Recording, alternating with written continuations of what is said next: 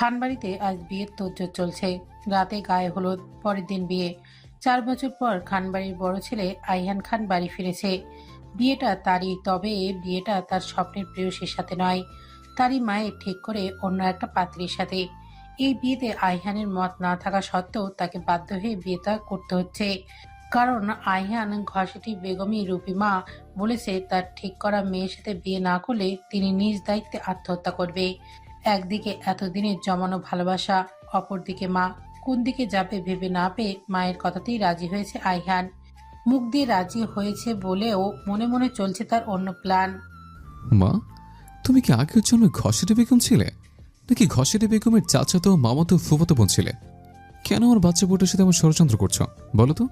তুমি কি চাও না আমি সুখে শান্তিতে থাকি? একদম বাজে কথা বলবি না হিয়ান।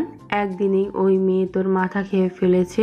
এর জন্যই বারণ করেছিলাম ওই মেয়ের সাথে দেখা করতে যাস না।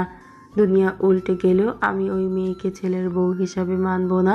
আমি চাই তুই সুখে থাক। এর জন্যই মিথিলার সাথে তোর বিয়ে ঠিক করেছি। চুপ করো তো মা। এত এত খাবার থাকতে সে আমার মাথা খেতে যাবে কেন? তুমি যেমন দুনিয়া উল্টে গেলেও আমার সুন্দরী বাচ্চা বোটাকে মানবে না, আমিও তেমন ভূমিকম্প হয়ে দুনিয়া ধ্বংস হয়ে গেলেও ওই পল্টু মেয়েটাকে কখনোই বিয়ে করবো না। অসভ্যর মতো কথা বলবি না আহিয়ান।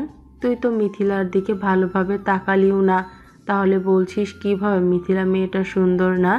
আমি তোকে সাফ সাফ বলে দিচ্ছি আহিয়ান, তুই এই বিয়ে না করলে আমি গলায় কলসি বেঁধে পানিতে ঝাঁপ দিব। আমার হয়েছে যত চালা, এতদিন পর বাড়িতে এসেও শান্তি নেই। কই ভাবলাম আমার পুরনো বউটাকে আবার ভুলিয়ে ভালিয়ে বিয়ে করে বাচ্চা কাচ্চার বাপ হবো। তুমি সেটা হতে দিলে না মা। এখন মনে হচ্ছে তোমাকে ঘসের বেগম নাম দেওয়াটা আমার সার্থক হয়েছে।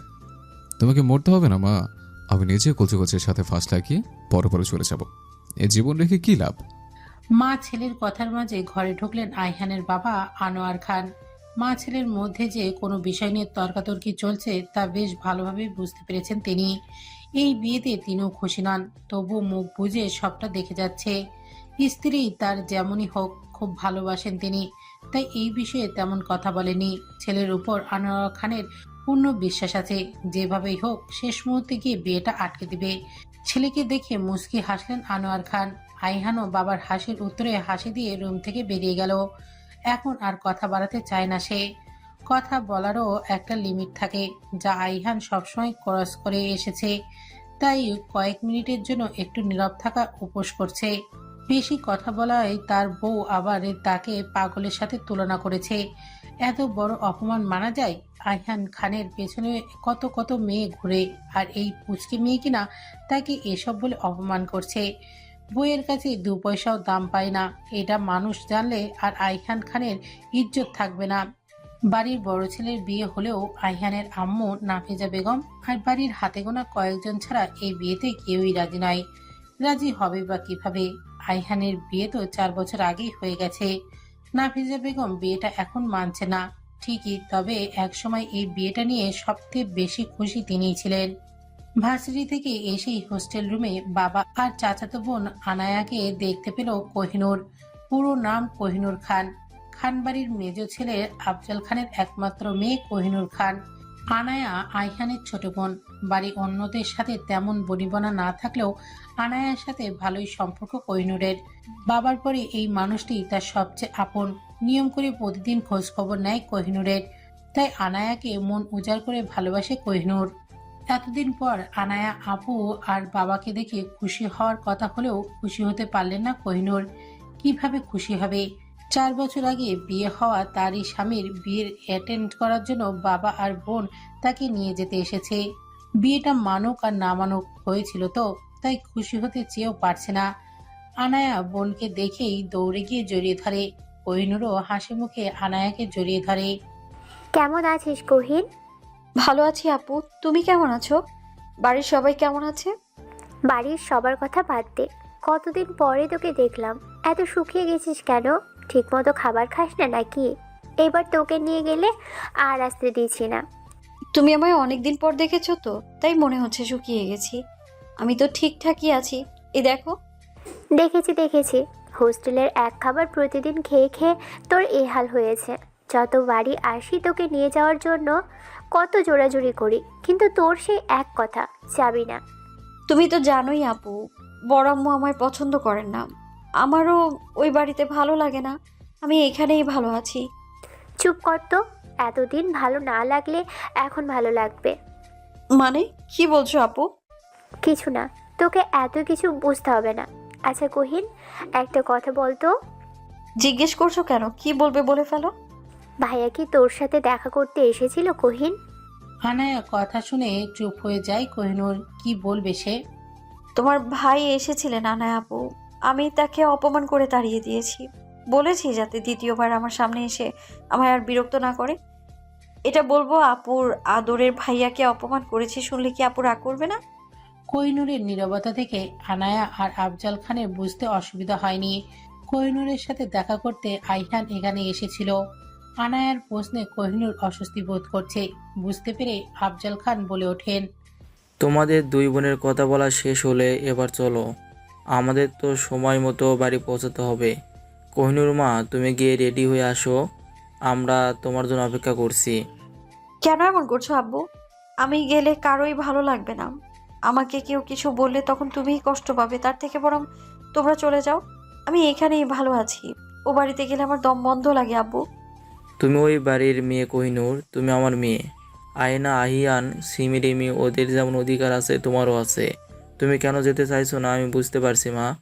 তোমাকে কেউ কিছু বলবে না, যাও রেডি হয়ে নাও, অনেকক্ষণ হলো আমরা এসেছি, এবার যেতে হবে। আফজাল খানের কথায় রেশ টেনে আনায়াও বলে, হ্যাঁ, তুই যাবি না কেন? ও বাড়িটা তো তোরও। তুই আম্মুকে নিয়ে একদম চিন্তা করিস না, আমি আছি তো। বাবা আর আনায়া আপুকে বুঝিয়ে কোনোভাবেই লাভ হবে না বুঝতে পেরে কোহিনূর রেডি হয়ে চলে আসে। আনায়া আপু আর তার বাবার সাথে উদ্দেশ্যে তার দাদু বাড়ি যাওয়ার, তাও আবার নিজেরই স্বামীর বিয়ে উপলক্ষে। কি কপাল তার! মাঝে মধ্যে তো ভেবে পায় না আল্লাহ তাআলা তার ভাগ্যে লেখার সময় কি চারিদিকটা অন্ধকার ছিল? তা না হলে তার ভাগ্যটা এমন কেন? ভাগ্যের দোষ দিয়ে বা কি হবে? আল্লাহ তাআলা যা ঠিক করে রেখেছে তাই তো হবে। গাড়িতে বসে আছে কোহিনূর, আনায়া আর কোহিনূরের একমাত্র বান্ধবী মিতু, রুমমেটও বটে। 3 বছর হলো তারা একসাথে থাকছে। মিতুকে এক প্রকার জোরাজুরি করেই তার সাথে নিয়ে এসেছে কোহিনূর। মিতু যাওয়ার ইচ্ছা না থাকলেও একমাত্র বান্ধবীর কথা ফেলতে পারেনি। বাবার আনায়াপুর পরে মিতুই কোহিনূরের সবচেয়ে কাছের মানুষ। মিতুকে কোহিনূর চোখ বন্ধ করে বিশ্বাস করতে পারে। এই ভাঙাচোরা জীবনটাকে মিতুই কোনো রকমে জোড়া লাগিয়ে রেখেছে। মিতু না থাকলে বোধহয় কোহিনূর হাসতেও ভুলে যেত। এই মানুষটির প্রতি সে অনেক কৃতজ্ঞ। ড্রাইভারের পাশে বসে আছে কোহিনূরের বাবা আফজাল খান। মেয়ের দিকে একবার তাকিয়ে দীর্ঘশ্বাস ছাড়লেন তিনি। আল্লাহ জানেন মেয়েটা আমার এত অভাগা কেন। মা বাবার কারোরই তেমন আদর পায়নি। কত শখ করে ভাইয়ের ছেলের সাথে বিয়ে দিয়েছিল, সেটাও এখন ভাঙতে বসেছে। এতগুলো দিন ধরে মেয়েটাকে ছেড়ে একা একা থেকেছেন তিনি। তারই বা কষ্ট কম কিসের? মেয়ে এই বাড়িতে থাকতে চায় না, সে একা থাকতে চায়। মেয়েটার জীবনে কিছুই পায়নি, তাই মেয়ের এই আবদার হাসি মুখে মেনে নিয়েছিলেন আফজাল খান। কাজের ফাঁকে মাঝে মধ্যে এসে দেখে যান আর প্রতি মাসে নিয়ম করে টাকা পাঠান। তার দায়িত্ব এতটুকুই। সদর দরজার সামনে দাঁড়িয়ে আছে কোহিনূর। আনায়া আর আফজাল খান ব্যাগপত্র নিয়ে বাড়িতে ঢুকে গেছে অনেক আগেই। ভেতরে যাবে কি যাবে না এটা ভেবে যাচ্ছে তখন থেকে। নিজের দাদু বাড়ি হলেও এই বাড়িতে 3 বছর হলো কোহিনূর থাকে না। বাবার আনায়া আপুর সাথে সবসময় কথা হয়, তারা মাঝে মাঝে গিয়ে কোহিনূরকে দেখেও আসে। তবে এই বাড়ির সাথে সম্পর্ক ছিন্ন করেছে অনেক আগেই। এই বাড়ির মানুষজন বিশেষ করে নাফিজা বেগম কোহিনূরকে দুই চোখে সহ্য করতে পারে না। এর পিছনে অবশ্য কারণ আছে। মায়ের করা ভুলের শাস্তি এখনো পর্যন্ত কোহিনূরকেই পেতে হচ্ছে। কিরে, কহিন এখানেই দাঁড়িয়ে থাকবি নাকি? এসেই যখন পড়েছিস ভিতরে চল। আর কতক্ষণ এভাবে দাঁড়িয়ে থাকবো? হ্যাঁ চলো ভেতরে যাই। আচ্ছা কহিন, একটা কথা বলবি? আমাকে তো কম বেশি সবই বলিস। তোর আর আহিয়ান ভাইয়ার বিয়ের কাহিনীটা বললি না কেন? বলে কি হবে? আমি ওসব মনে করতে চাই না মিতু, এই জন্যেই তোকে কোনোদিনও এই বিষয়ে বলিনি। এখন আর বলেও লাভ নেই। কয়েকদিন পরেই আহিয়ান ভাইয়ার বিয়ে। আমি পুরনো স্মৃতি মনে করে নিজেকে আর দুর্বল করতে চাই না। কহিন, তুই কি আহিয়ান ভাইয়াকে ভালোবাসিস না? এতদিন পর বেচারা দেখা করতে আসলো, তুই এভাবে লোকজন জড়ো করে ওনাকে অপমান করলি? না, আমি ওনাকে ভালোবাসি না। মিতু কোহিনূরকে নিজের দিকে ঘোরালো। মুখে হাসি নিয়ে আবারও কোহিনূরকে বলল, তুই আমাকে মিথ্যা বলছিস কহিন। আমি তোকে চিনি, তুই মিথ্যা বলতে পারিস না। তোর চোখ মুখ দেখলেই যে কেউ বলে দেবে তুই আহিয়ান ভাইয়াকে ভালোবাসিস। কহিন, তুই কি আমাকে নিজের কেউ ভাবিস না? কি বলছিস এসব? আব্বু আর রানা আপুর পর তুই আমার সব থেকে আপন মিতু। তুই আমার আমার বন্ধু কম, বোন বেশি। তুই এভাবে ভাবলে কিভাবে ভাবলি যে আমি তোকে আপন ভাবিনি? তাহলে 3 বছর একসাথে থাকছি, তুই আমাকে এখনো আহিয়ান ভাইয়া আর তোর বিয়ের কাহিনীটা বললি না কেন? মিতুর প্রশ্নের উত্তরে কোহিনূর কি বলবে বুঝতে পারছে না। কোহিনূর অনেকটা ইন্ট্রোভার্ট টাইপের, কম কথা বলে, সবার সাথে মিশতে পারে না, তাই বন্ধু বান্ধবও তেমন নেই। তবে এতগুলো দিন মিতুর সাথে থাকতে থাকতে মিতু তার সবচেয়ে কাছের মানুষটি হয়ে গেছে। কোহিনূরের ব্যাপারে কম বেশি সবই মিতু জানে, তবে বিয়ের বিষয়টি কখনো বলা হয়নি। সে যে পুরনো স্মৃতি মনে করতে চায় না, এই জন্যই তো নিজেদের এত বড় বাড়ি ছেড়ে হোস্টেলে এসে থাকছে। চোখ বন্ধ করে দীর্ঘশ্বাস ছাড়ল কোহিনূর। মনে করতে লাগলো 4 বছর আগের কথা। কোহিনূরের দাদুর ইচ্ছে ছিল আইহানের সাথে কোহিনূরের বিয়ে দেবে। কোহিনূর সবেমাত্র 10ম শ্রেণীতে উঠেছে। কোহিনূরের দাদু ছাড়াও আনোয়ারা খান আর আফজাল খানেরও এই বিয়েতে মত ছিল। দাদুর কথাই বাড়িতে শেষ কথা, তাই এই বিষয়টি নিয়ে কেউ কখনো কথা বলেনি। দেখতে সুন্দর হওয়ায় স্কুল লাইফে অনেকগুলো প্রেমের প্রস্তাবও পেয়েছে, কখনো এসবে সাড়া দেয়নি। সে যখন বিয়ের মানেটাও বুঝতো না, তখন থেকেই জেনে এসেছে বড় হয়ে আইহানের সাথেই তার বিয়ে হবে। আইহান ভাই তখন লন্ডন যাবে, এতে বাড়ির কেউই রাজি ছিল না। আনোয়ারা খানের শর্ত ছিল কোহিনূরকে বিয়ে করতে হবে এবং ফিরে এসে পারিবারিক ব্যবসা সামলাবে। কোনো উপায় না পেয়ে আইহানও রাজি হয়েছিল। দাদুর শারীরিক অবস্থাও তেমন ভালো না, এই জন্য আনোয়ারা খান আর আফজাল খান তাদের বাবার কথা রাখতে তখনই আইহানের সাথে কোহিনূরের বিয়ে দিতে চায়। এই বিয়েতে সবাই খুশি ছিল। এছাড়াও আনোয়ারা খানের বাবার কথাই বাড়িতে শেষ কথা, তাই কিছু বলার মতো সাহসও ছিল না কারোর। তবে আইহান অনেকবার বলেছে সে এখন বিয়ে করতে চায় না। এক প্রকার বাধ্য হয়েই তাকে বিয়েটা করতে হয়েছিল সেই সময়। কোহিনূর এগুলো পরে আনোয়ারের মুখ থেকেই শুনেছিল। ঘড়ির কাঁটায় রাত 9টা ছুঁই ছুঁই। আকাশে ঘন মেঘ জমেছে, যেন বৃষ্টি আসার প্রস্তুতি নিচ্ছে। দমকা হাওয়ার গাছপালাগুলো নড়ছে, তাদের শাখা পোশাকা যেন হেলে তুলে উঠছে। ব্যালকনিতে দাঁড়িয়ে আছে কোহিনূর, এক ধ্যানে বাইরের দিকে তাকিয়ে আছে। হঠাৎ কারোর উপস্থিতি টের পেয়ে পিছন ফিরে তাকালো। কোহিনূরের বাবা আফজাল খান দরজার সামনে দাঁড়িয়ে আছেন। কোহিনূর মুখে হাসি ফুটিয়ে তার বাবাকে ভেতরে আসতে বলে। বাবার সাথে কথা বলতে বলতে সবাইকে বসলো কোহিনূর। আফজাল খানও এসে মেয়ের পাশে বসলেন, মাথায় হাত বুলিয়ে দিতে দিতে বললেন, আমি তোমাকে কিছু বলতে চাই আম্মু। আমি জানি তুমি অমত করবে না, তবুও তোমার সারা জীবন ব্যাপার, তাই তোমাকে না জানিয়ে আমি এত বড় একটা সিদ্ধান্ত নিতে পারছি না। এভাবে বলছো কেন আব্বু? কি বলবে নির্দ্বিধায় বলো না। আর তুমি যে কখনোই আমার খারাপ চাইবে না এটা আমি জানি। আফজাল খান মেয়ের কথাই মুচকি হাসলেন। মেয়ে যে তার যথেষ্ট বুঝদার এটা তিনি জানেন। পুরো বাড়ির সবচেয়ে শান্তশিষ্ট মেয়ে বলে চলে কোহিনূরকে। যখন যা বলবেন কোহিনূর তাই শুনবে, এটা তিনি জানেন। তবুও বিয়ে মানুষের একবারই হয়, এই বিষয়ে কোহিনূরের মতামতে জানতে চান আফজাল খান। তুমি তো জানোই মা, তোমার দাদুর ইচ্ছে তোমার বড় চাচুর ছেলে আইয়ানের সাথে তোমার বিয়ে হোক। আইয়ান কদিন পর লন্ডন থেকে চলে যাবে, ওটাও নিশ্চয় তোমার অজানা নয়। হ্যাঁ আব্বু, আমি জানি। আমরা সবাই চাইছিলাম কালকের মধ্যেও তোমাদের বিয়ে দিতে। তোমার যদি কোনো সমস্যা না থাকে তাহলে কি আমরা বিয়ের আয়োজন শুরু করব মা? আফজাল খানের কথা শুনে চমকে উঠল কোহিনূর। তার দাদুর ইচ্ছে কি এটা তার অজানা নয়। তবে এত তাড়াতাড়ি বিয়ে? বিয়ে নিয়ে সব মেয়েদেরই কত স্বপ্ন থাকে, তারও আছে। এগুলো কি সত্যি হবে না? এত তাড়াহুড়ো করে বিয়ে দেওয়ার কি দরকার? কিন্তু বাবাকে বা না করবে কিভাবে? মেয়ের নীরবতা দেখে আফজাল খান আবারও মেয়ের মাথায় হাত বুলিয়ে আদুরে গলায় বললেন, কি ভাবছো মা? বাবার উপর ভরসা রাখো, আমি সব দিক ভেবে এই সিদ্ধান্ত নিয়েছি। বিয়েটা তো একদিন হবেই মা, এখন হলে দোষ কোথায় মা বলো? আমি কিছু ভাবছি না আব্বু, তুমি যে সিদ্ধান্তটা নিয়েছো সেটাই হবে। মেয়ের কথায় মুচকি হেসে রুম থেকে চলে গেলেন আফজাল খান। এবার মনে শান্তি পাচ্ছেন কিছুটা। ভাইয়ের সাথে পরামর্শ করলেন কালকেই হুজুর ডেকে আকদ করানো হবে। কোহিনূরের বয়স এখনো 18 হয়নি, তাই আইনত বিয়েটা পরে হবে। আইহান ফিরলে অনুষ্ঠান করে সবাইকে জানানো হবে।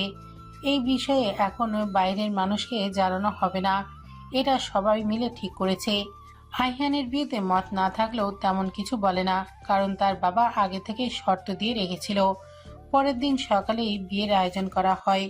আয়োজন বলতে কাছের কয়েকজন আত্মীয়, যার মধ্যে রয়েছে কোহিনূরের একমাত্র ফুপু, তার ছেলে মেয়ে আর আইহানের নানা বাড়ির কয়েকজন মানুষ। অবশেষে হুজুর ডেকে বিয়ে পড়ানো হলো। হুজুরের কথাই কবুল বলে দুজনের বিয়ে সম্পন্ন হয়।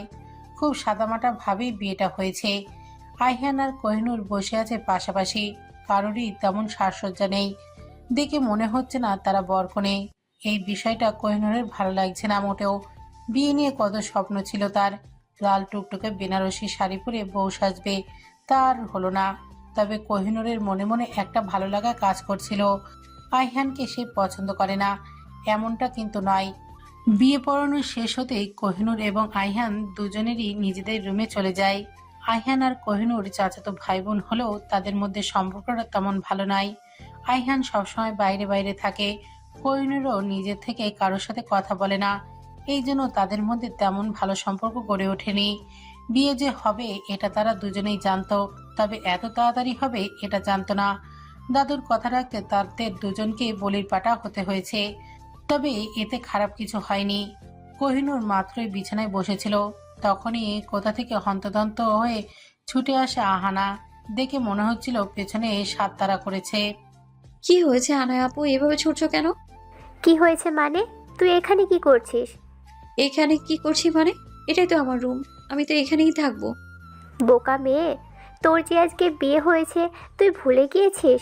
আজকে থেকে তুই ভাইয়ার সাথে রুমে থাকবি। চল এখন। বলেই হাত ধরে টেনে নিয়ে যেতে লাগলো। আপু থামো, তুমি কি করছো এসব? আমি ওনার রুমে যাব না, প্লিজ আপু হাতটা ছাড়ো, আমি বলছি তো যাবো না আমি। আনায়া তো সোনার পাত্রী নয়, টেনে টনে কোহিনূরকে নিয়ে গেছে আইহানের রুমে। রুম থেকে বের হবার সময় বলেও এসেছে, ভাইয়ার রুমে ঢুকলেই সালাম করবি, হয়তো ছাদে আছে এক্ষুনি চলে আসবে। বলেই বেরিয়ে যায় আনায়া। আইহান রুমে নেই ভেবে কোহিনূরও নিশ্চিন্তে বসে আছে আর গুনগুনিয়ে গান গাইছে। আইহান এইমাত্র শাওয়ার নিল, বেরিয়ে এসে কোহিনূরকে দেখতে পেয়ে জিজ্ঞাসা করে। তুই এখানে কি করছিস কুহু? পুরুষালী কণ্ঠস্বর কানে আসতেই ধ্যান ভাঙে কোহিনূরের। চোখ তুলে সামনে তাকাতেই চোখ ক্ষুদাই কোঠর ছেড়ে বেরিয়ে আসার উপক্রম। আইহানের পরনে একটা টাওয়াল ছাড়া আর কিছুই নেই, ভেজা চুলগুলো কপালে লেপ্টে আছে। আইহানের দিকে নিষ্পলক চোখে তাকিয়ে আছে কোহিনূর। আমাকে দেখা শেষ হলে যা, আমি চেঞ্জ করব। ইচ্ছে হলে দেখতে পারিস, আমার কোনো সমস্যা নেই। ছি, কি সব বলছেন, মুখে কিছুই আটকায় না আপনার। আমি এইখানে আপনাকে দেখতে আসিনি। তাহলে কি করতে এসেছিলে? আমাকে আনায়া আপু জোর করে নিয়ে এসছে। বুঝি বুঝি, তুই যে আমার রুমে আসার জন্য ছটফট করছিলি সেটা বলছিস না কেন? তো তাহলে এখানে বসে থাক, আমি চেঞ্জ করে নিই। না না, আমি চলে যাচ্ছি। বলেই হনহনিয়ে রুম থেকে বেরিয়ে যায় কোহিনূর। এই লোককে বিশ্বাস নেই, কি না কি করে বসে আল্লাহ জানে। রান্নাঘরে সবার জন্য খাবার বানানো হচ্ছে। রান্নাঘর সামলানোর দায়িত্ব সবসময় থাকে বাড়ির 3 বউয়ের, আজও তার ব্যতিক্রম হয়নি। বাড়ির 3 বউয়ের মধ্যে সম্পর্ক অনেক ভালো। নাফিসা বেগম সাথে কোহিনূরের আম্মু আমিনা বেগমের ভালোই সম্পর্ক, সবসময় বোনের মতোই থাকে। কোহিনূর রান্নাঘরে এসেছে তাদেরকে সাহায্য করার জন্য, কিন্তু নাফিজা বেগম কোনোভাবেই ছেলের বউকে কাজ করতে দিবেন না। এরই মধ্যে আনায়া এসে জানায় দাদুর শরীর এখন আগের থেকে ভালো, তিনি সবাইকে দেখতে চাইছেন। এক এক করে সবাই ওনার সাথে দেখা করে আসে। সবার শেষে যায় আইহান আর কোহিনূর। দুজনকে একসাথে দেখেই দাদু মুচকিয়ে হাসলেন, হাতের ইশারায় পাশে গিয়ে বসতে বললেন। বাড়ির অন্যরা ওনাকে ভয় পেলেও আইহানের সাথে সম্পর্কটা অন্যরকম। তিনি আইহান আর কোহিনূরের উদ্দেশ্যে বলে উঠলেন, কেমন আছো দাদু ভাইরা? ভালো আর থাকতে দিলে কোথায়? উপরে চলে যাওয়ার নাটক করতে বিয়েটা করালে, এখন তো দেখছি ফুল এনার্জি নিয়ে ফিটফাট হয়ে বসে আছো। ব্যাপার কি, আমার বউকে পাঠানো ধান্দা করছো নাকি? তোমার সুন্দরী বউ কি আর আমাকে দেখলে পড়বে দাদু ভাই? আমি ভাঙাচোরা মানুষ, কোন সময় মরে যাব ঠিক নেই। তোমার বউ বরং তোমারই থাক, সামনে রেখো। এইভাবে কথা বলতে বলতে দাদু কাঁদতে শুরু করলেন। দাদুর অবস্থা দেখে আইহান দুষ্টু হাসি দিয়ে গান গাইতে শুরু করলো। কাশিতে কাশিতে বুইরা লুঙ্গি চাই খুলিয়া, কোথায় গেল নতুন বউ, পরনটা চাই জ্বলিয়া। বলতে বলতে পানির গ্লাসও এগিয়ে দিল। ততক্ষণে রুমে আনায়াও এসেছে। ভাইয়ের গান শুনে কিলকিল করে হাসছে। তুমি কিন্তু গান নিয়ে ভবিষ্যৎ গড়ার কথা ভাবতে পারো ভাইয়া, অনেক সাফল্য পাবে। হ্যাঁ, তো ঠিক বলেছিস। এরকম আরো হাজার হাজার গান আমি পারি। উৎসব হলে আরো গাইব, তুই শুধু পাশে থাকিস। কোহিনূর চুপ করে খাটের একপাশে দাঁড়িয়ে আইহান আর তার দাদুর কথা শুনছিল। তাদের দুজনের কথার মাঝখানে আর কারোর কথা বলার সাহস নেই। এমন এমন কথা বলবে, অন্য কেউ তাদের কথার মাঝখানে কথা বললেও সেও লজ্জা পাবে। এই যেমন এখন হলো, আইহানের গান শুনে দাদুর সাথে সাথে কোহিনূরও কাশতে শুরু করেছে। রাত অনেক হয়েছে, তাই যে যার মতো খাবার খেয়ে রুমে চলে যায়। আগের মতো এখনো কোহিনূরকে আনায়া আইহানের রুমে পাঠিয়েছে। এখন থেকে নাকি সেখানেই থাকতে হবে। কোহিনূর দরজার সামনে দাঁড়িয়ে আছে বুঝতে পেরে আইহান তাকে ভেতরে আসতে বলে। আইহান খুব মনোযোগ দিয়ে ল্যাপটপে কিছু করছে। কোহিনূরকে সামনে দাঁড়িয়ে থাকতে দেখে বলল, তুই কি সারা রাত এখানে এইভাবে দাঁড়িয়ে থাকবে? না, মানে আমি কোথায় ঘুমাবো? তুই পেটে ঘুমিয়ে পড়, আমি মেঝেতে ঘুমিয়ে পড়বো। তুই কি ভাবলি আমি এরকম বাংলা সিনেমা টাইপ ডায়লগ দিব? বলেই ভুরুকুচকে তাকাই কোহিনূরের দিকে। তাহলে আমি কোথায় ঘুমাবো? কেন, বেডে কি জায়গা কম আছে নাকি আমার পাশে থাকতে তোর অ্যালার্জি আছে? বাই এনি চান্স তুই কি চাইছিস আমি তোকে আদর করে ঘুম পাড়িয়ে দিই? আইহান দুষ্টুমিতে ভরা চোখ চেয়ে বলল কথাটি। কোহিনূর মনে মনে ভাবছে, সকালে কার মুখ দেখে যে ঘুম থেকে উঠেছিলাম কে জানে। বিয়েটাও আমার এই ঠোঁটকাটা লোকটার সাথেই হতে হলো। মুখে কিচ্ছু আটকানা, বেশি কথা না বাড়িয়ে চুপচাপ ঘুমিয়ে পড়াই ভালো। ঘুম ভাঙলে পাশ ফিরে আইহানকে দেখে হকচকে ওঠে কোহিনূর।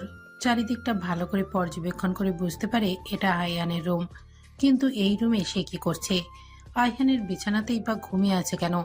ঘুমের ঘরে হাঁটাহাঁটির অভ্যাস তো কোনো কালেই ছিল না, তাহলে আসলো কিভাবে? কোহিনূরের ভাবনা চেত পড়ল দরজার খটখট আওয়াজে। আনায়া ডাকছে। কোহিনূর তড়িঘড়ি করে উঠে গিয়ে দরজা খুলল। আনায়া মুচকি হেসে কোহিনূরের কাঁধে আলতো চাপড় মেরে বলল, কি গো ভাবি, ভাইয়া আসতে দিচ্ছিল না বুঝি? কালকে তো আসতেই চাইছিলি না, জোরাজুরি করে নিয়ে আসলাম। আজকে তো দেখছি ঘুমই ভাঙছে না, ব্যাপার কি কোহিন? আনায়ের মুখে ভাবি ডাক শুনে মুহূর্তেই মনে পড়ে গেল কালকেই আইহানের সাথে তার বিয়ে হয়েছে। ধুর, এত বড় একটা কথা ভুলে গেল কিভাবে? নিজের মাথাকেই নিজেই হাতুড়ি দিয়ে পিটাতে মন চাইছে এখন। কাল কখন যে ঘুমিয়ে পড়েছিল সেটাই টের পায়নি।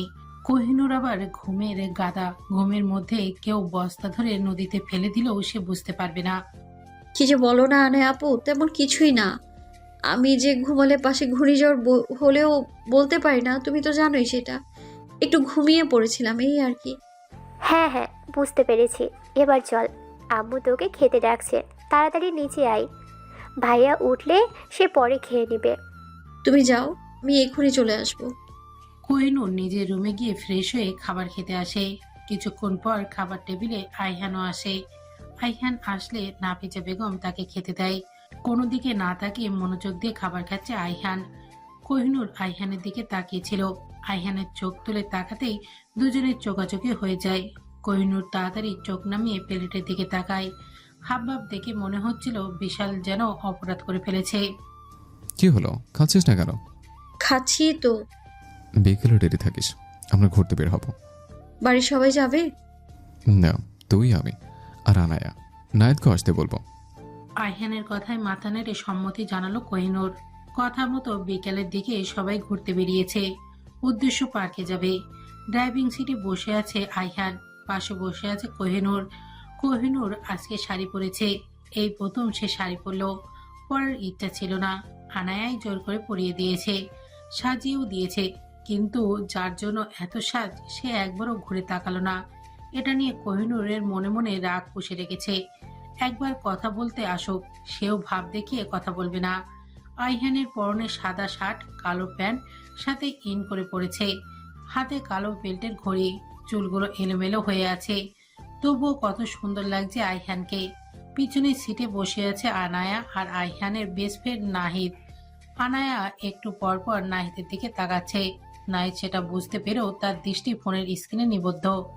নাহিদ জানে আনায়া তাকে পছন্দ করে, নাহিদও আনায়াকে পছন্দ করে, তবে কোনোদিন এটা বুঝতে দেয়নি। নাহিদ চায় না আইহানের সাথে কোনোভাবে তার বন্ধুত্ব নষ্ট হোক, তাই কখনোই আনায়ার ভালোবাসাটাকে সাড়া দেয়নি নাহিদ। গাড়ি থেকে নেমে সামনের দিকে হাঁটতে শুরু করে সবাই। পার্কের গেট থেকে কিছুটা এগোলেই বসার জন্য সুন্দর জায়গা আছে। চারিদিকে সারিবদ্ধ গাছপালা, গাছের পাতাগুলো বাতাসে হেলে দুলে উঠছে।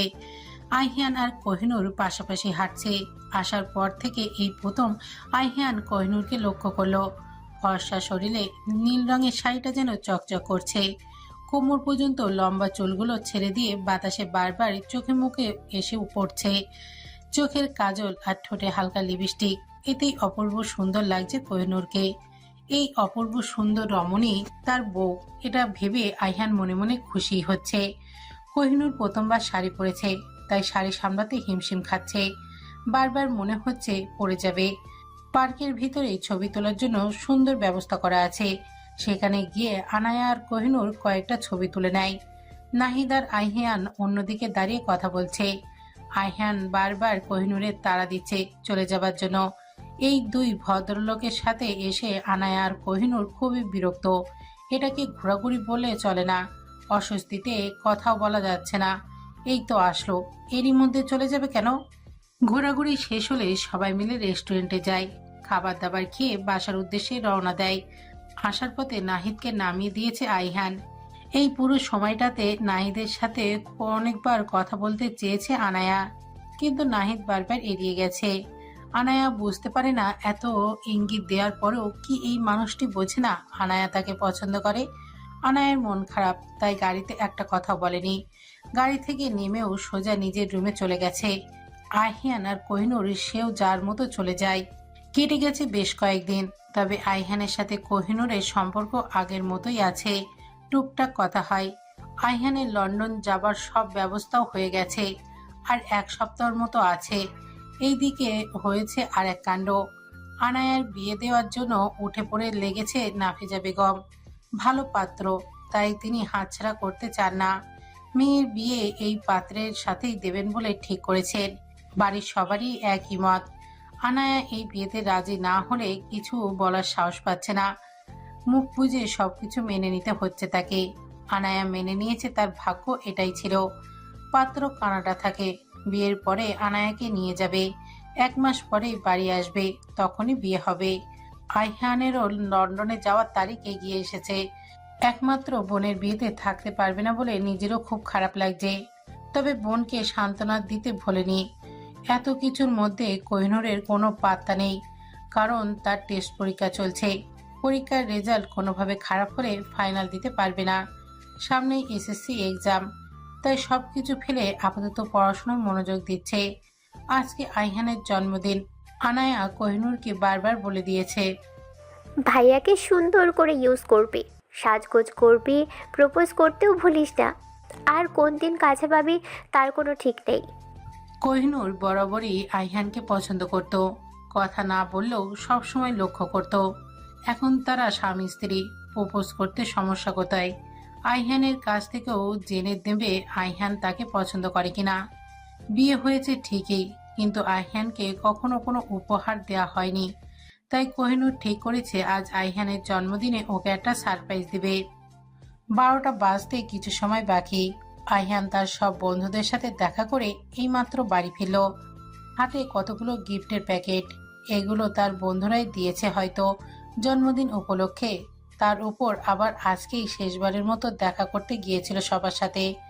আইহান রুমে ঢুকে দেখতে পায় রুমের লাইট অফ করা। গিফটের প্যাকেটগুলো হাত থেকে রেখে চোখ বুলিয়ে দেখতে পাই চারিদিকে মোমবাতি জ্বালানো, পুরো বিছানায় গোলাপের পাপড়ি ছড়ানো। এত কিছু করলো কে? সামনে তাকাতেই একটা ছোট্ট কেক হাতে কোহিনূরকে দেখতে পাই আইহান। পরনে লাল রঙের পাতলা জর্জেট শাড়ি, ঠোঁটে গাঢ় লাল লিপস্টিক, পাতলা শাড়ি ভেদ করে ফর্সা পেট দৃশ্যমান, চুলগুলো খুলে রাখা। এভাবে আর কখনোই দেখেনি কোহিনূরকে। আইহান অপলক দৃষ্টিতে তাকিয়ে আছে কোহিনূরের দিকে। রুমে এসে চালানো, তবুও আইহান ঘামছে। বুকের ভেতরে ধুকপুক আওয়াজ হচ্ছে। এই সাজে কোহিনূরকে দেখে নিজেকে পাগল পাগল লাগছে আইহানের। কয়েকবার শুকনো ঢোক গিলে চোখ বন্ধ করে নিয়ে নিজেকে শান্ত করার চেষ্টা চালাচ্ছে। কোহিনূর একটু একটু করে আইহানের দিকে এগিয়ে আসে। আইহানের সামনে এসে দাঁড়িয়ে জন্মদিনের শুভেচ্ছা জানায়। আইহান চোখ খুলে আবার তাকায় কোহিনূরের দিকে। কোহিনূরের সুন্দর মুখশ্রীর নেশা ধরিয়ে দিচ্ছে আইহানকে। টেনে টুনে নিজের চোখকে অন্যদিকে ঘোরালো। কোহিনূরকে ধন্যবাদ জানিয়ে কটকট করে হেঁটে ওয়াশরুমে চলে যায়। আইহান ওয়াশরুম থেকে বেরোনো মাত্রই কোহিনূর আবার আইহানের সামনে গিয়ে দাঁড়ালো। উফ, এই মেয়ে আজকে আমাকে পাগল করে দেবে। কে চাইছে কে জানে। এইভাবে খাম্বার মতো সামনে এসে দাঁড়ালি কেন? সর, আমি ঘুমাবো। কালকে সকালে ফ্লাইট, জানিস না? জানি তো। তাহলে এইভাবে দাঁড়িয়েছিস কেন? আমাকে মারার প্ল্যান করেছিস নাকি? তোরটা সামনে এসএসসি এক্সাম, রাত 12টার সময় এইভাবে সাজুগুজু করে পেতনি সেজে বসে আছিস। হঠাৎ করে কেউ দেখলে তো ভয় পেয়ে কাপড় ভিজিয়ে ফেলবে। আমি কাউকে দেখাতে যাব নাকি? আপনার জন্যই সেজেছি, এভাবে বলতে পারলেন? আইহান কোহিনূরকে পাশ কাটিয়ে বেডের কাছে গেল। হাতের ঘড়িটা খুলে বেড সাইড টেবিলে রাখলো। আহিয়ান ভাইয়া। কোহিনূরের ডাকে পিছে ফিরে তাকালো আইহান। কিছু বলবি? হ্যাঁ। কি বলবি তাড়াতাড়ি বল, আমি ঘুমাবো। অন্যদিকে তাকিয়ে কথাটা বলল আইহান। আপনি আমাকে ভালোবাসেন আহিয়ান ভাইয়া? কোহিনূরের প্রশ্নে চোখ গোলঘোট করে তাকালো আইহান। হঠাৎ এমন প্রশ্ন শুনে কি বলবে বুঝতে পারছে না। কোহিনূর তো এমন না, এগুলো নিশ্চয় আনায়া শিখিয়েছে। কি বলছিস এসব? এগুলো তো গানে শিখিয়ে দিয়েছে, তাই না? এসব ভুল বাল চিন্তা মাথা থেকে ছেড়ে ফেল, ঘুমা গিয়ে। আপনি না বলে আমি যাব না। আপনি না বললেও আমার বলতে তো কোনো দোষ নেই, তাই না? দুজনেই চুপ করে আছে, একে অপরের দিকে তাকিয়ে আছে। কারোর মুখেই কোনো কথা নেই। কোহিনূর কিছুক্ষণ থেমে বলতে শুরু করে। আপনি আমাকে পছন্দ করেন কিনা আমি জানি না। আমাদের বিয়েটা আপনার কাছে কতটা ইম্পর্ট্যান্ট, আদৌ ইম্পর্ট্যান্ট কিনা এটাও আমি জানি না। তবে আমি ছোটবেলা থেকেই এটা জেনে এসেছি আপনার সাথেই আমার জীবন জুড়ে আছে। তাই আমি মনে প্রাণে আপনাকেই নিজের স্বামী রূপে কল্পনা করে এসেছি সব সময়। আপনার সাথে আমার সম্পর্ক গভীর না হলেও আপনার উপস্থিতি ভালো লাগে আমার। আমার হৃদয়ের অসীম ভালোবাসা আপনার জন্যে। আমি আপনার সাথে আমার জীবনের প্রতিটা মুহূর্ত কাটাতে চাই।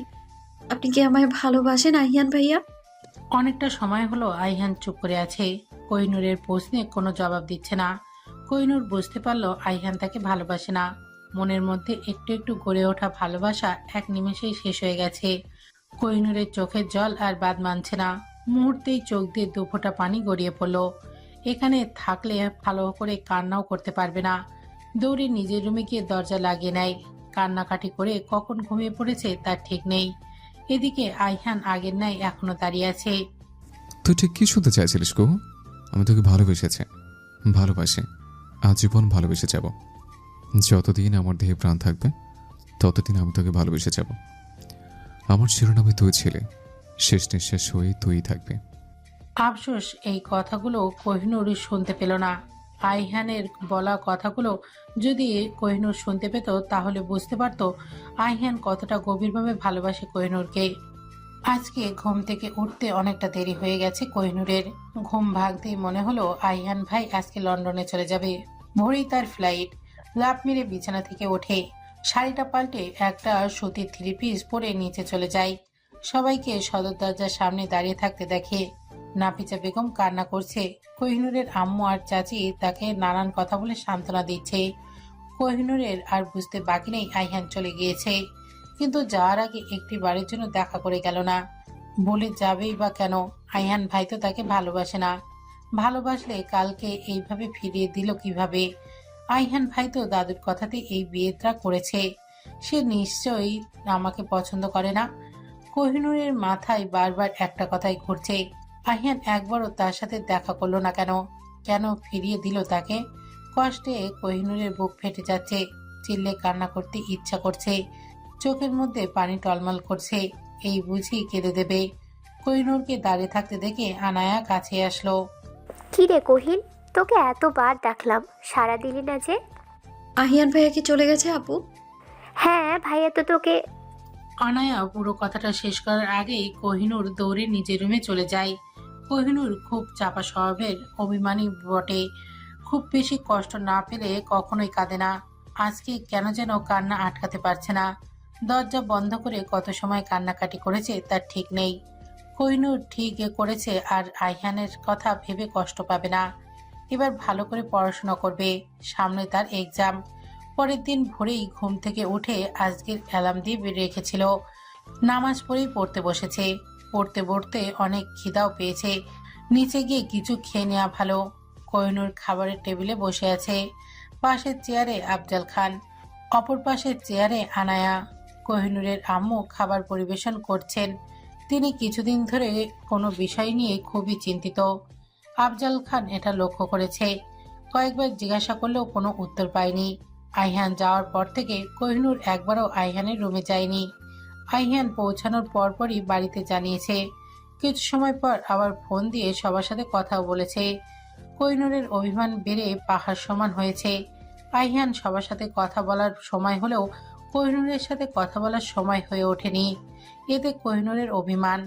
আনায়া কোহিনূরকে বলেছিল আইহানের রুমে কি নাকি রেখে গিয়েছে তার জন্য, কিন্তু কোহিনূর একবারও যায়নি, যাবে না বলেই ঠিক করেছে। আইহান তাকে ফিরিয়ে দিয়েছে, যাওয়ার সময় দেখা করেনি।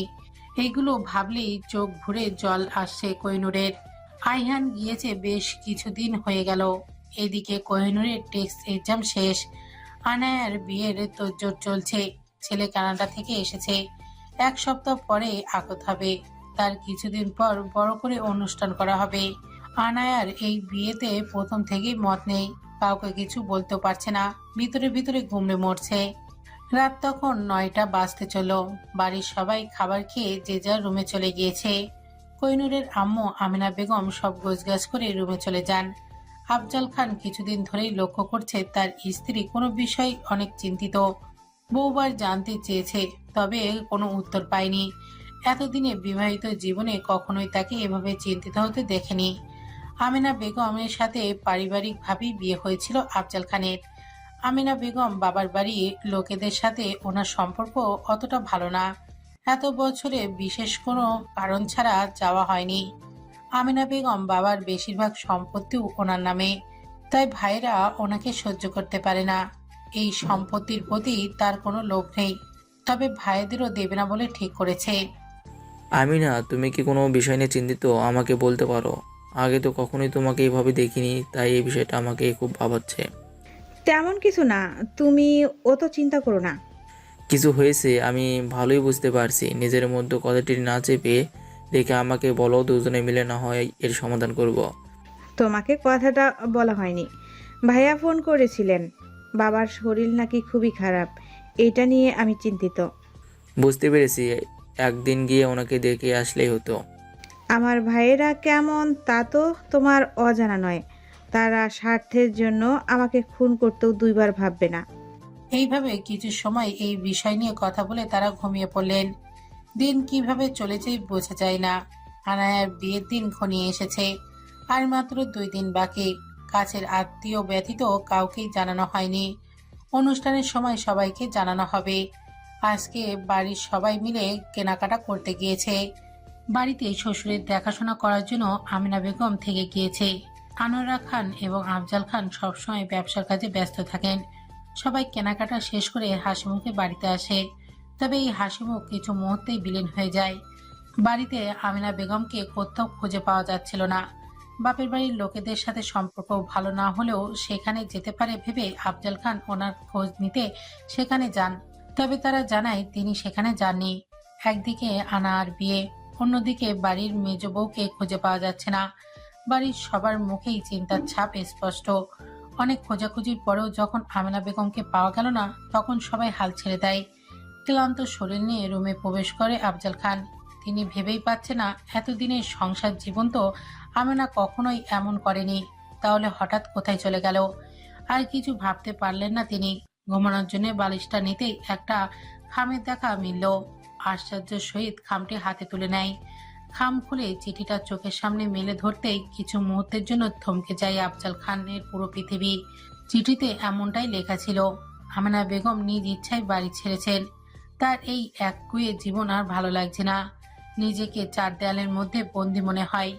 তিনি এমন জীবন কখনোই চায়নি, তাই নিজের ইচ্ছায় এই বাড়ি ছেড়েছে। চিঠিটি পড়ে আফজাল খান পাথর বনে গিয়েছে। তিনি বিশ্বাসই করতে পারছে না তার স্ত্রী এমন একটা কাণ্ড করেছে। কিন্তু চিঠিতে যে আমিনা বেগমের হাতের লেখা এটা বুঝতে সমস্যা হয়নি আফজাল খানের। বাড়ির লোকজন পুলিশের কাছে যেতে চাইছিলেন। যে নিজের থেকে লুকিয়ে থাকে তাকে খুঁজে পাওয়া সম্ভব না। সবাইকে থামাতে বাধ্য হয়ে সবকিছু খুলে বললেন আফজাল খান। পুরো বিষয়টি তিনি লুকিয়ে রাখবেন বলে ভেবেছিলেন। লোক জানাজানি হলে এটা তার মেয়ের জীবনে প্রভাব ফেলবে, কিন্তু হাজার চেষ্টা করেও বিষয়টি লুকিয়ে রাখতে পারেনি আফজাল খান। বাধ্য হয়ে এই কথাটি সবাইকে বলে দিতে হয়েছিল। খানবাড়ির মেজ বউ বাড়ি থেকে পালিয়ে গেছে। এই কথাটা পাঁচ কান হতে বেশি সময় লাগলো না। পাড়া প্রতিবেশীরা নানা ধরনের কথা বলছে। আফজাল খান পড়েছে সমস্যায়। তার চোখের সামনে সব ঝাপসা লাগছে। আনায়ারা শ্বশুরবাড়ির লোকজন এগুলো জানতে পারলে তারা আনায়ার সাথে তাদের ছেলের বিয়ে ভেঙে দেয়। এত আয়োজন কেনাকাটার পর বিয়ে ভেঙে গেছে। আশেপাশের প্রতিবেশী আর অনেক আত্মীয়রা এই বিষয়ে জানেন। কেউ অপমান করতেও ছাড়েননি, এমনকি ছেলের বাড়ির লোকেরাও অনেক কথা শুনিয়ে গেছে। নাফিজা বেগম খেপে গেলেন কোহিনূরের আম্মার ওপর। সব রাগ ঝালেন কোহিনূরের ওপর। কোহিনূরও আর চুপ করে থাকতে পারছেন না। নাফিজা বেগমের কথার উত্তর দিয়ে ফেলেছেন। এতেই বেঁধেছে বিপত্তি। বসার ঘরে তখন সবাই উপস্থিত ছিল। এই মেয়ের মায়ের জন্য আমার মেয়ের জীবনটা শেষ হতে বসেছে। এই বয়সে কার সাথে ভেঙে গেছে আল্লাহই জানে। আমার আম্মু কারোর সাথে ভেগে জানি বড় আম্মু, না জেনে কিছু বলবেন না দয়া করে। চুপ কর বিয়াদব, মেয়ে মুখে মুখে তর্ক করবি না।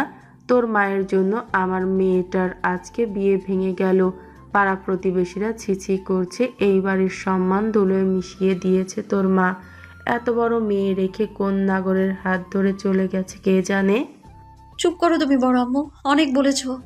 আমাকে তখন থেকে এইসব কথা শুনিয়ে যাচ্ছ, এখানে আমার কি দোষ? নাফিসা বেগমের তীক্ষ্ণ কথা নিতে পারল না কোহিনূর। সকাল থেকে খালি পেটে আছে। চিন্তায় অস্থির হয়ে উঠেছে। মায়ের টেনশনে খাবার গলা দিয়ে নামেনি। আর দাঁড়িয়ে থাকার শক্তিটুকু অবশিষ্ট নেই। কোহিনূর মাতৃতে লুটিয়ে পড়ার আগেই আফজাল খান মেয়েকে ধরে নিলেন। বাড়ির সবাই চিন্তা হয়ে ছুটে আসলো, শুধু নাফিজা বেগম ছাড়া। মায়ের করা ভুলের জন্য একদিনেই কোহিনূর নাফিজা বেগমের চোখের বিষ হয়ে গেল। আফজাল খান মেয়েকে সোফায় শোয়ালেন। আনায়ারা দৌড়ে গিয়ে পানি নিয়ে এসে কোহিনূরের চোখে মুখে পানি দিয়ে বারবার ডেকে যাচ্ছে। নাফিজা বেগম আনায়াকে টেনে তুললেন। কি করছো আম্মু? দেখতে পাচ্ছ না কোহিন অজ্ঞান হয়ে গেছে? ওর মুখে পানি ছেটানো দরকার। তোকে এই মেয়ের এত সেবা করতে হবে না। এই মেয়ের মায়ের জন্য আজকে মানুষ আমাদের এত কথা শোনাচ্ছে। তোমার বিয়ে দিব কিভাবে ভেবে দেখেছো? চুপ করবে আম্মু, কি সব আজে বাজে কথা বলছো? তুমি ভুলে যেও না কোহিন আইয়ান ভাইয়ের বউ। এই মেয়েকে আমি আমার ছেলের বউ হিসাবে কখনোই মানব না। মা যেমন ভেঙে গিয়েছে মেয়েও ভাগবে না, তা কি বলা যায়? দেখো গিয়ে কোনো অকাম করেছে হয়তো, না হলে এভাবে অজ্ঞান হবে কেন? এত সময় চুপ থাকলেও আফজাল খান এখন আর চুপ থাকতে পারলে না। তার ধৈর্যের বাঁধ ভেঙে গিয়েছে। নিজের মেয়ের সম্পর্কে এত বড় অপবাদে কেই বা সহ্য করবে? চুপ করুন ভাবি, অনেক বলছেন। আমি মানছি আমার স্ত্রী ভুল করেছে। এখানে আমার মেয়ের কোনো দোষ নেই। ওর বিয়েটা বাড়ির সবার সম্মতিতে হয়েছিল। আপনি এভাবে বলতে পারেন না। আমার মেয়েকে এত বড় অপবাদ দেওয়ার আগে আপনার মনে রাখা উচিত সে আপনার ছেলের বউ। আমি এত কিছু জানি না মেজো ভাই। আপনার বউ আমার মেয়ের এত বড় ক্ষতি করেছে। আমার ছেলের জীবনটা ধ্বংস হোক, আমি এটা চাই না। ওদের এখনো আইনত বিয়ে হয়নি, আর আহিয়ানও এই বিয়েতে রাজি ছিল না। আইয়ান কোনো ছোট বাচ্চা নয় ভাবি যে তার সম্মতি ছাড়া বিয়ে করানো হবে। কোহিনূরের জ্ঞান ফিরেছে। নাফিজা বেগমের বলা শেষ কথাটা স্পষ্টই শুনতে পেয়েছে, কিন্তু কোনো প্রতিউত্তর করেনি। আইহানের প্রতি জবানো অভিমান যেন আরো বেড়ে গিয়েছে। আইহান যাওয়ার পর আনায়া অনেকবার কোহিনূরকে আইহানের রুমে যেতে বলেছে। যাওয়ার আগে নাকি কোহিনূরের জন্য কিছু রেখে গিয়েছে। এতে মনে মনে খুশি হয়েছিল কোহিনূর, তবে রুমে গিয়ে দেখা হয়নি। মনের মধ্যে জন্ম নেওয়া সেই ভালো লাগাটুকু এখন বিলীন হয়ে গেছে। কোহিনূর এখন বুঝতে পারছে আইহান কোনোদিনও তাকে পছন্দ করত না। কিছুদিন যেতেই আনোয়ারা খানের বাবা হঠাৎ হার্ট অ্যাটাক করেন। 3 ভাই মিলে ওনাকে হসপিটালে নিয়ে যান। ডাক্তার জানায় তিনি প্যারালাইসিস হয়ে গেছেন। কোন দিন ঠিক হবেন বলা যাচ্ছে না। আদৌ ঠিক হবেন কিনা জানা নেই। এখানেও নাফিজা বেগম কোহিনূরকে কথা শোনাতে ভোলেননি। পাড়া প্রতিবেশীর অপমান সহ্য করতে না পেরে এমন হয়েছে। এটা কোহিনূরের আম্মুর জন্যই হয়েছে। কিন্তু নাফিজা বেগম উঠতে বসতে কোহিনূরকে কথা শোনাচ্ছেন। কোহিনূর বুঝে পায় না একটা মানুষ কিভাবে এত পরিবর্তন হতে পারে। এখানেই তো তার কোনো দোষ নেই। রাত 8টা বাজতে চলল। বাইরে বাতাস হচ্ছে, মনে হচ্ছে একটু পরে বৃষ্টি হবে। কোহিনূর বসে আছে সামনে আফজাল খান। তিনি লক্ষ্য করেছেন মেয়ে তার অনেক শুকিয়ে গেছে, চোখের নিচে কালো দাগ পড়েছে। আগের প্রাণোজ্জ্বল সেই হাসিটা এখন আর দেখা যায় না। আগের থেকেও অনেকটা গম্ভীর হয়ে গেছে কোহিনূর। আফজাল খান মেয়ের মাথায় হাত বুলিয়ে আদুরে গলায় জিজ্ঞেস করলো, কিছু বলবে মা? হঠাৎ আমার রুমে এলে যে? আমি তো তোমার সাথে গিয়ে দেখা করতাম গিয়ে। আমি তোমায় কিছু বলতে চাই আব্বু। কি বলে বলো? আম্মু কোথায় আছে আমি জানি না, কেন গিয়েছেন সেটাও জানি না, তবে আমি জানি আম্মু কোনো ভুল করবে না। বড় আম্মু আমায় পছন্দ করে না, ওনার তিক্ত কথাবার্তা মেনে নিতে পারছি না আমি আব্বু। আমি এখান থেকে চলে যেতে চাই। স্ত্রীর কোনো ভুল করে না, এটা আফজাল খানও বিশ্বাস করেন। তবে চিঠির লেখাটা যে তারই স্ত্রীর, এটা তাকে খুবই ভাবাচ্ছে। হঠাৎ আমেনা বেগম কেন এমন করলেন? স্ত্রীর সাথে কাটানো সময়গুলোর কথা মনে পড়লে কষ্টের ভিতর ভারী হয়ে আসে আফজাল খানের। নিজেকে সামলে তিনি মেয়েকে বললেন, এটা তোমার বাড়ি আম্মু, তুমি এখন থেকে চলে যাবে কেন? আমি এখানে থাকলে সমস্যা বাড়বে বই কমবে না আব্বু। বাড়িতে কিছু হলেই তার দোষ আমাকে দেয়া হয়। উঠতে বসতে এত অপমান নিতে পারছি না আর আমি আব্বু। তুমি আমার হোস্টেলে রেখে আসো, আমি আর এখানে থাকতে চাই না। কিছুক্ষণ থেমে কোহিনূর আবার বলল, আমি আরেকটা কথা বলতে চাই আব্বু। বলো মা, কি বলবে? আহিয়ান ভাইয়ার সাথে আমার বিয়েটা আমি ভেঙে দিতে চাইনি আব্বু। আমাদের যেহেতু আইনত বিয়ে হয়নি, ডিভোর্স হওয়ারও ঝামেলা নেই, ওনার এই বিয়েতে সম্মতি ছিল না, তাই এই বিয়েটার কোনো মানেই হয় না। মেয়ের কথা চুপ করে শুনলেন আফজাল খান, মাথা নেড়ে বলছিলেন, সময় আসলে দেখা যাবে, এখন এগুলো নিয়ে চিন্তা না করতে। মেয়ের সাথে অনেকক্ষণ কথা বলে আফজাল খান ঠিক করলেন কোহিনূরের এসএসসি এক্সামের আগে পর্যন্ত ওনার বোনের বাড়িতেই থাকবেন। রেজাল্ট পেয়ে গেলে কোনো একটা ভালো কলেজে ভর্তি করে সেখানে হোস্টেলে রেখে আসবেন। এই বিষয়ে আনোয়ারা খানের সাথে কথা বললে তিনি প্রথমে না করেন, তবে আফজাল বোঝানোর পর তিনিও সম্মতি দেন। এখানে থাকলে কোহিনূর কোনোভাবেই ভালো থাকবে না। নাফিজা বেগম কোহিনূরকে সহ্য করতে পারে না, এটা ভেবেই সিদ্ধান্ত নেওয়া হয় কোহিনূর এখন থেকে হোস্টেলে থাকবে, কিছুদিন পরে না হয় আসবে। যেমনটা ভাবা হয়েছিল তেমনটাই হয়েছে। কোহিনূরের রেজাল্ট দেওয়া হলে আফজাল খান মেয়ের কথা মতোই তাকে ভালো একটা কলেজে ভর্তি করে দেন, সেখানকার হোস্টেলে কথা বলে রেখে আসেন। নিজের ভেতরে হাজারো কষ্ট থাকলেও মেয়েকে তা বুঝতে দেন না আফজাল খান। কিছুদিন পরপরই দেখা করতে যান, প্রতি মাসে নিয়ম করে টাকা পাঠান। সেই থেকেই কোহিনূর হোস্টেলে থাকা শুরু। এত বছরে একটাও বন্ধু বান্ধব না থাকলেও এখানে এসে মিতুকে পেয়েছে। বর্তমান দরজা খটখট আওয়াজে ধ্যান ভাঙে কোহিনূরের। মিতু আর কোহিনূর দুজনেই দরজার দিকে তাকায়। আনায়া দরজার সামনে দাঁড়িয়ে আছে, মুখে লেগে আছে তার মিষ্টি হাসি। ভিতরে আসবো কোহিন? ও মা, জিজ্ঞেস করছো কেন আনায়া আপু? তোমাদের বাড়ি, তোমাদের ঘর, আমি তো মেহমান। তোমার ভাইয়ের বিয়ে খেতে আসলাম, আমাকে জিজ্ঞেস করতে হয় বুঝি? এভাবে বলছিস যে? এটা তো তোরও বাড়ি। আনায়ার কথায় তাচ্ছিল্য ভরা হাসি নিয়ে বলল কোহিনূর। ঠিকই বলেছো আনায়া আপু, বাড়ি থাকতেও আমি কেমন সন্ন্যাসী হয়ে ঘুরছি দেখো। আনায়া বুঝতে পারে না কোহিনূরের কথাবার্তা। মেয়েটা ছোটবেলা থেকেই খুব অভিমানী, চাপা স্বভাবের, সবার কাছে নিজেকে প্রকাশ করে না। এখন যেন আরো গম্ভীর হয়ে গিয়েছে, প্রয়োজনে ছাড়া কথা বলতে চায় না। নীরবতাই যেন একমাত্র সঙ্গী কোহিনূরের। তোর হেয়ালি রাখ, এবার চল, মিতুকে নিয়ে ছাদে যাবি আমার সাথে। ছাদে কি হয়েছে? রাতের গায়ে হলুদটা এখনই সেরে ফেলবে নাকি? কোহিনূর বাইরে কঠিন দেখালেও ভেতরে ভেতরে জ্বলছে, এটা আনায়া ভালোই বুঝতে পারছে। মুচকে হাসি দিয়ে বলল, আরে না, ভাইয়ার বন্ধুরা আর আমাদের সব কাজিন ছাদে আড্ডা দিচ্ছে, তোদেরকেও নিয়ে যেতে বলল। আমার সব ভালো লাগে না আপু, তুমি যাও, আমি এখানেই ভালো আছি। এদিকে আড্ডা হচ্ছে শুনেই মিতু ভেতরে ছটফটানি শুরু হয়েছে। যেভাবেই হোক কোহিনূরকে নিয়ে যেতে হবে। এসে থেকে মনে হচ্ছে জেলখানায় বন্দি কয়েদি। কোহিনূরটাও হয়েছে তেমন, একা একা বসে থাকবে, তবুও বাইরে যাবে না। মিতু আর আনায়া এক প্রকার টেনে টুনে কোহিনূরকে নিয়ে ছাদে গেল। আয়হানের বন্ধুরা আর প্রবত ভাই বোনেরা মিলে আড্ডা দিচ্ছে। সবাই কিছু নিয়ে খুব হাসাহাসি করছে। কোহিনূর আসতেই ছাদের সবার দৃষ্টি তার দিকে। সবাইকে এভাবে তাকিয়ে থাকতে দেখে কোহিনূরের কেমন অস্বস্তি হচ্ছে। একটা মুচকি হাসি দিয়ে একপাশে গিয়ে দাঁড়ালো, সাথে মিতুও গেল। আয়হানের 3টা বন্ধু এসেছে, নাহিদ, রোহান আর অয়ন। তারা কোহিনূরকে ভালোভাবেই চেনে, কোহিনূরও তাদের চেনে। আনায়া সবার জন্য চা নিয়ে এসেছে। সবাইকে এক এক করে চা দিয়ে নাহিদের কাছে যায়। আনায়া নাহিদকে এখনো পছন্দ করে, তবে আগের মতো পাগলামি করে না। নাহিদ অবাক হয় মেয়েটার এত পরিবর্তন হলো কিভাবে, আগে তো এমন ছিল না। নাহিদ আনায়ার দিকে অপলক দৃষ্টিতে তাকিয়ে আছে। এদিকে আনায়া এত সময় ধরে চায়ের কাপ হাতে নিয়ে দাঁড়িয়ে আছে, সেদিকে নাহিদের কোনো খেয়াল নেই। অয়ন নাহিদকে হালকা ধাক্কা দিয়ে বলে, কি গো নাহিদ কাকু, আজকে কি দেখে দেখে দিন পার করে দেবে নাকি? তোর মুখ নামক ম্যাক্সিংটা বন্ধ রাখ। বলেই আনায়ার হাত থেকে চায়ের কাপটি নিল নাহিদ।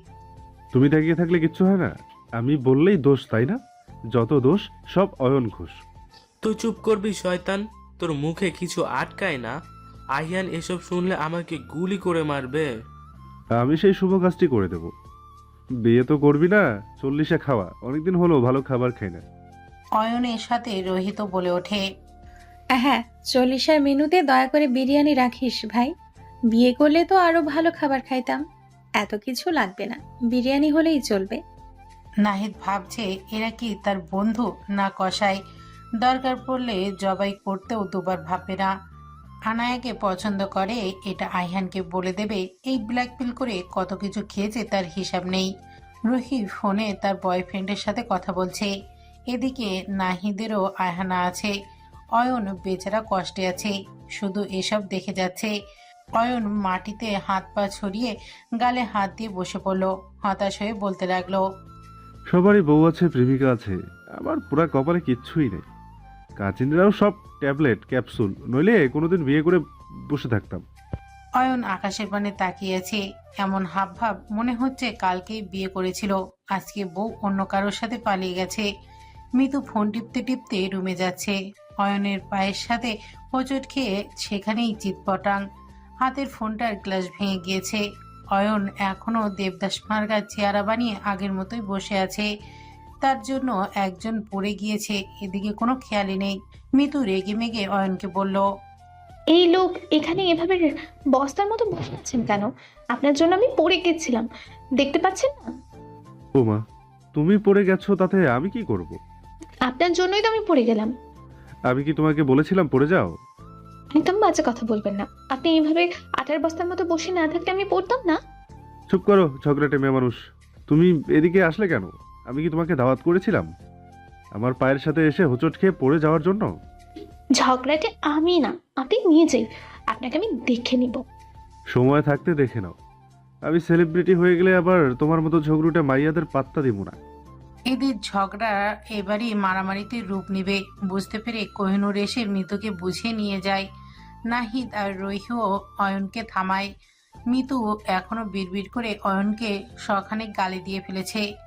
মিতু আর অয়নের কাণ্ড দেখে কোহিনূর না চাইতেও হাসি আটকাতে পারল না। আনায়া প্রথম থেকেই এসব দেখে হাসে। অন্যদিকে কোহিনূরের সুন্দর হাসির দিকে তাকিয়ে আছে একজোড়া চোখ, গভীরভাবে পর্যবেক্ষণ করছে প্রেয়সীকে। কতদিন পর কোহিনূরের সুন্দর মুখের পাগল করা হাসি দেখেছে আইহান। পরনে কালো রঙের একটা থ্রি পিস, ফর্সা শরীরে কালো রংটা ভালোই মানিয়েছে কোহিনূরকে। মাথায় ঘোমটা টানা, বাড়ির বউদের মতোই লাগছে। আইহান ভাবছে ছোট কোহিনূর কবে এত বড় হয়ে গেল। ছাদে এত সময় সবাই উপস্থিত থাকলেও আইহান ছিল না, এখনই আসলো। অয়ন, নাহিদ, রোহি আইহানের সামনে গিয়ে দাঁড়ালো। কি ব্যাপার রোমিও, দূর থেকেই কি দেখে যাবে? রোহির সাথে তাল মিলিয়ে অয়ন বলে, কাছে যাওয়ার সুযোগ পেলে তো কাছে গিয়ে দেখবে। আমার তো একেবারেই নেই, আহিয়ানের থেকেও নাই, তার জন্য আমার খুব মায়া হয় মামা। আইহান ভুরু কুঁচকে তাকায় অয়নের দিকে। তার চলছে জীবন মরণ অবস্থা, এদিকে এরা মজা করছে। অয়ন চুপ করে যায়। আইহানের এমনিতে ভালো রাখলে সব ধ্বংস করে দেবার ক্ষমতা রাখে। আইহানদের বৌদ্ধমহলে অয়নই বেশি মজা করে। নাহিদ জন্মগত ভালো মানুষের পদবি লাগিয়ে ঘুরছে। রুহিকে কম বেশি সবকিছুতেই পাওয়া যায়। বন্ধুদের উদ্দেশ্যে আইহান বলে। তোদেরকে কি করতে হবে মনে আছে তো? আইহানের কথায় তিনজন একসাথে উত্তর দেয়। ভুলে গেলে চলবে নাকি? অয়ন হতাশ হয়ে আবার বলে। মামা, তোরা কিসের জন্য আমার বন্ধু হইলি? আমার একটা হিল্লে করে দে না। প্রেম, বিয়ে, সংসার, বাচ্চা পয়দা করার যুদ্ধে আমি এক ধাপ পিছিয়ে পড়লাম। অয়নের কথায় রুহি বলে। তোর কপালে এসব ভালো জিনিস নেই। তোর কপালে বউ জুটবে না শয়তান। আমার কাছ থেকে 500 টাকা নিয়েছিলি, এখনো ফেরত দিসনি। তোকে আমি অভিশাপ দিলাম, তোর কপালে রানু মণ্ডল জুটবে। অয়ন কাঁদো কাঁদো মুখ বানিয়ে ছট করে বসে রুহির পা দুটো জড়িয়ে ধরে। এমন অভিশাপ দিস না মামা, তোর 500 টাকা সুদে নিলাম 5 লাখ টাকা বানিয়ে ফেরত দিব। অয়নের উদ্ভট কাজ দেখে উপস্থিত সবাই হেসে ফেলে। রাতে আইহানের গায়ে হলুদ। বাড়িতে মেহমান আসতে শুরু করেছে। খানবাড়ির বড় ছেলের বিয়ে বলে কথা, মেহমানরা তো আসবেই। এই বিয়েতে সব থেকে বেশি খুশি নাফিজা বেগমই। নিজ হাতে সবকিছু তদারকি করছেন। মিথিলাদের বাড়ির আইহানদের বাড়ির পাশেই, তাই গায়ে হলুদের অনুষ্ঠান এখানেই হবে। ছাদটা ফুল দিয়ে সাজানো হয়েছে, সাথে লাইটিংও করা হয়েছে। বরকনের বসার জন্য সুন্দর জায়গা ব্যবস্থা করা হয়েছে। এত এত আয়োজন দেখে কোহিনূরের দম বন্ধ লাগছে। ইচ্ছা করছে এক্ষুনি এখান থেকে বেরিয়ে যেতে, কিন্তু যাবে না। যতই যাই হোক, সবার সামনে নিজেকে শক্ত রাখতে হবে। আইহান তো তাকে ভালোবাসে না, তাই আইহানের কার সাথে বিয়ে হলো না হলো এতেও কোহিনূরের কিচ্ছু যায় আসে না। বারবার নিজেকে এগুলোই বলে বোঝাচ্ছে, কিন্তু বুকের ভিতর যে কষ্ট হচ্ছে। মনে হচ্ছে খুব কাছে কেউ দূরে সরে যাচ্ছে। জীবনের প্রথম ভালোবাসা তার চোখের সামনে অন্য কারোর হয়ে যাবে, এটা দেখবে কিভাবে? কোহিনূরের মনের অবস্থা মিতু ভালোভাবে বুঝতে পারছে। কোহিন, তোর যদি এখানে ভালো না লাগে তাহলে আমরা চলে যাব। তুই এভাবে কষ্ট পাচ্ছিস, আমি এটা আর দেখতে পাচ্ছি না। কোথায় কষ্ট পাচ্ছি? আমি তো ভালো আছি মিতু, তুমি আমায় নিয়ে একটু বেশিই ভাবিস। ঠিক বলছিস তো কোহিন, তোর চোখ মুখ বলে দিচ্ছে তুই ভালো নেই। সারা দুনিয়াকে তুই ভুল বোঝাতে পারবি, আমাকে পারবি না। এবার আর কোহিনূর নিজের কান্না আটকে রাখতে পারল না। সবার সামনে শক্ত থাকলেও মিতুর কাছে কখনোই থাকতে পারে না। দিন শেষে মিতুকে নিজের সকল দুঃখ কষ্টের কথাগুলো বলে শান্তি পায় কোহিনূর। এই মানুষটিই তার বড্ড কাছের। একটুখানি কষ্ট পেলেই কিভাবে যেন বুঝে যায়। কোহিনূরের মন পড়তে পারে মিতু। কোহিনূর মিতুকে জড়িয়ে কান্না করছে। মিতুও কোহিনূরকে সান্ত্বনা দিচ্ছে। দরজার আড়ালে দাঁড়িয়ে কেউ অনেকক্ষণ ধরে শুনছে দুই বান্ধবীর কথোপকথন। কোহিনূরের রুমের পরেই আইহানের রুম। রুমে ঢোকার সময় কোহিনূরকে দেখে পা থেমে যায়। না চাইতেও সব কথা শুনে ফেলে। পিয়ুষের অভিমান বুঝতে পারে আইহান। সে ভুল করেছে, বিরাট বড় ভুল করেছে। সেদিন কোহিনূরের প্রশ্নের উত্তর দিলে আজ এত কিছু হতো না। গায়ে হলুদের অনুষ্ঠান চলছে। আইহান না চাইতেও তার মায়ের কথায় মিথিলার পাশে গিয়ে বসেছে। আইহানকে দেখেই মিথিলা আইহানের কাজ ঘেঁষে বসে। আইহান সরে গিয়ে ভুরু কুচকে তাকায় মিথিলার দিকে। এই বল্টু মেয়ে, একদম আমার কাছে আসবে না, বলে দিলাম। আমার থেকে দূরত্ব বজায় রাখবে। আইহানের কথায় চোখ গোল গোল হয়ে যায় মিথিলার। আইহান বাচাল, মুখের ওপরে সব কথার জবাব দিয়ে দেয়। এটা সে শুনেছে, মানছে সে একটু মোটা, তাই বলে এভাবে বল্টু বলে অপমান করবে? আপনি আমাকে বল্টু বললেন কেন? আমি দেখতে অতটাও খারাপ নই। তুমি তো বল্টুই, তোমার জন্য নাটের ব্যবস্থা করে দিব। আমার দিকে একদম নজর দিবে না। কিসব বলছেন? কালকেই তো আমাদের বিয়ে, আমার কি এইটুকু অধিকার নেই? একটু কাছে আসতেই তো বলেছি, এভাবে বলছেন কেন? নিজের নামের পাশে আহিয়ান খানের ট্যাগ লাগানো তো সহজ নয় মেয়ে। হঠাৎ করেই লোডশেডিং হয়। লোডশেডিং হয়েছে প্রায় 10 মিনিট হতে চলল। বাড়ি ভর্তি মেহমান, সবাই হইচই করছে। নাফিজা বেগম নিচে ছিলেন। ছাদে সবাই চিল্লাচিল্লি করছে শুনে হাতের লাইট নিয়ে তিনিও গেলেন। কোনোদিন এত এভাবে কারেন্ট যায় না। আজকে এই অনুষ্ঠানের মাঝে হঠাৎ কারেন্ট চলে গেল, বিষয়টা খুব ভাবাচ্ছে নাফিজা বেগমকে। ছেলের ওপর ওনার কোনো বিশ্বাস নেই। বিয়ে আটকানোর জন্য কখন কি করে বসবে এই ভেবে অনেক চিন্তায় আছেন তিনি। 10 মিনিটের মাথায় কারেন্ট চলে এসেছে। তত সময়ে নাফিজা বেগমও ছাদে চলে এসেছে। সবকিছু ঠিকঠাক আছে, কিন্তু আইনের পাশে মিথিলা নেই। আইহান ভাবলেশীনভাবে পায়ের ওপর পা তুলে বসে ফোন ঘাঁটছে। আইহানের পাশে মিথিলাকে না দেখতে পেয়ে পুরো বিয়েবাড়ি হইচই পড়ে গেছে।